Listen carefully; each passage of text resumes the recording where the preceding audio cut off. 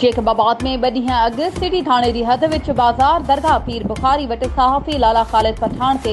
थियल कातिलाणे हमले ख़िलाफ़ शहर जे सीनियर सहाफ़ियुनि जो हथनि में प्ले कार्ड खणी हमलो कंदड़ शिर पसंदनि ऐं पुलिस ख़िलाफ़ सख़्त एहतजाज जी नारेबाज़ी, जिते सीनियर सहाफ़ियुनि अमन मीडिया ग्रुप जे सदर नवीद अहमद अबड़ो, आशिक हुसैन तायो, अली गुल मंजू, पुनहल खान ब्रोही, लाला ख़ालिद पठान, एजाज़ अहमद टालाणी, ठुल खां आयल सहाफ़ी चाचा फैज़ मोहम्मद सूमरो, नदीम अहमद लाशारी ऐं ॿियनि ख़िताब कंदे चयो त लाला ख़ालिद पठान मथां थियल हमले खे असीं आज़ाद सहाफ़त मथां हमलो तस्वर कयूं था। 36 कलाक गुज़रण बावजूदि सहाफ़ी मथां थियल कातिलाणे हमले जो पुलिस FIR दाख़िल करण लाइ तयार नाहे, जंहिं अमल जी असीं सख़्त लफ़्ज़नि में मज़म्मत कयूं था।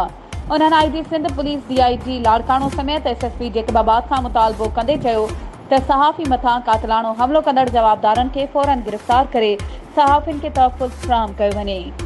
वधीक ख़बरुनि ऐं अपडेट्स जे लाइ असांजे चैनल खे सब्सक्राइब कयो ऐं हा, बेल आइकन खे प्रेस करणु न विसारिजो त जीअं असांजी हर नई अचण वारी वीडियो तव्हां ताईं पहुची सघे।